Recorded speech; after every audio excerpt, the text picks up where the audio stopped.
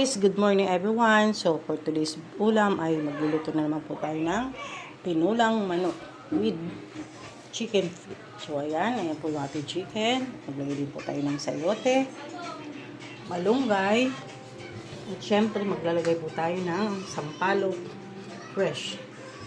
Bawang, sibuyas, luya, siling haba, chicken cubes. So ayan, simulan na po natin magluto guys. Guys, ang una po natin gagawin ay mag-igisa po tayo ng aromatic ingredients. So, maglalagay lang po tayo ng kaunting mantika.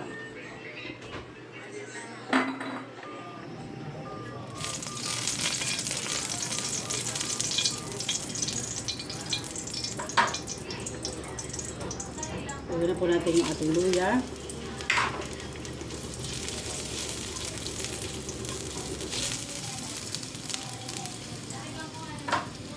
Lagyan natin yung bawang.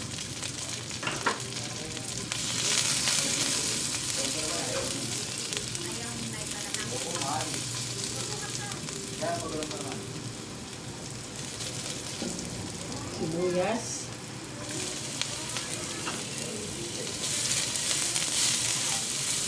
Ayan guys, iisa lang natin yung aromatic ingredients sa kaunting mantika.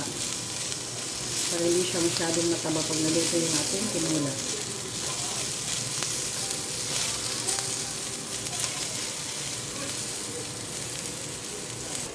Okay guys, dahil okay na yung ating mga aromatic ingredients, so pwede na natin ilagay yung ating manok.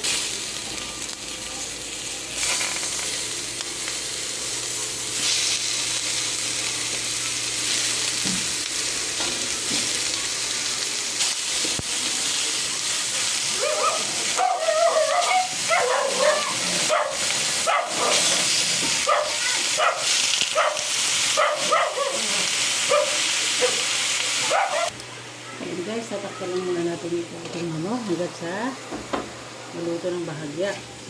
Bago tagal po yung lansa niya.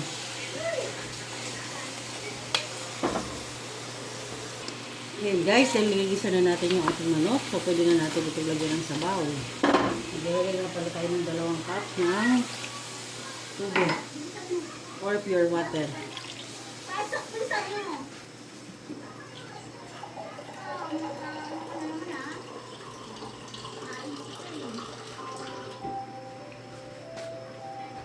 So ayan guys, pakukuloyin lang natin yung ating sabaw. So at maglalagay ko rin itong ating lemongrass. So mega shoutout nga po pala sa lahat ng kapuso, kapamilya natin dyan sa Barrio Bantay. Sa Pulido family, Artadis family, Montero family.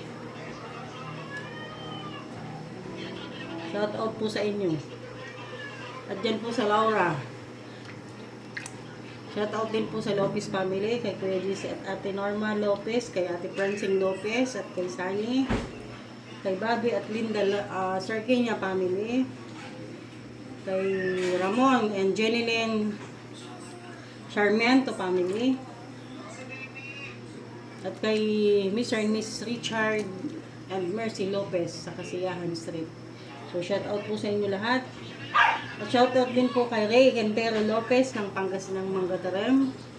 At kay Conrado Flores ng Barrio Bantay, kaso nasa ibang bansa po siya ngayon. So shoutout sa inyo lahat mga guys. Happy Thursday to everyone. Happy blessed Thursday sa inyong lahat mga guys. Okay guys, nagkumukulo na po yung ating sabaw. So pwede na natin maglagay ng black pepper or pamintang durog. Lalagay din po tayo ng magic sarap.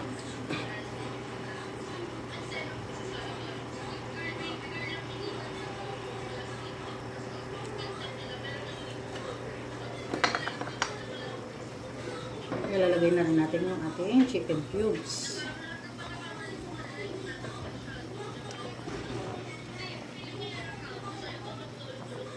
Lalagay na rin natin yung ating sayote. Sayote vegetable.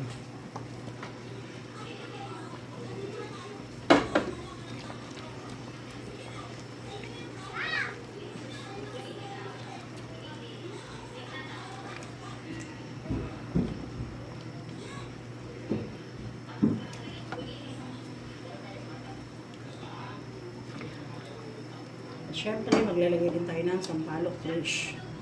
Ayan, or bunga ng sampalok.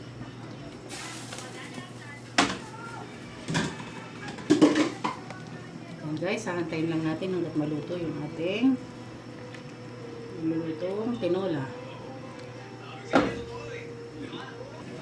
Ayan, shout out nga pala kay Sister Glumina Montero Pulido. Happy birthday sa iyo, sis. Ingat ka palagi sa trabaho, sa work. Shout out din po sa lahat ng kamag-anak ko dyan sa Bicol, Torres family, Bagwena family, Roses Values family, then sa Sun family. Ingat po kayo lagi. And God bless.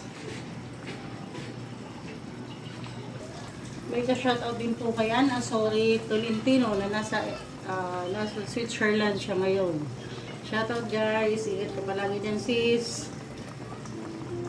Ayan guys, maglalagay ko lang ng asin.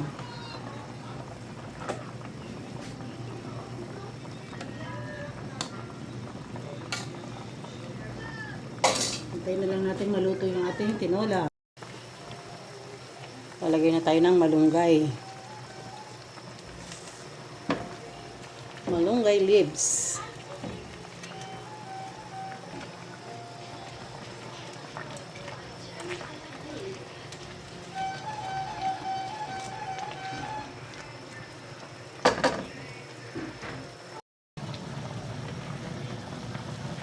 Natin yung ating ceiling green.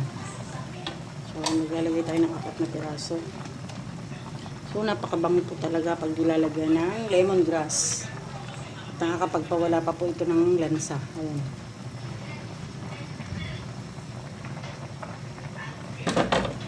Ang bango.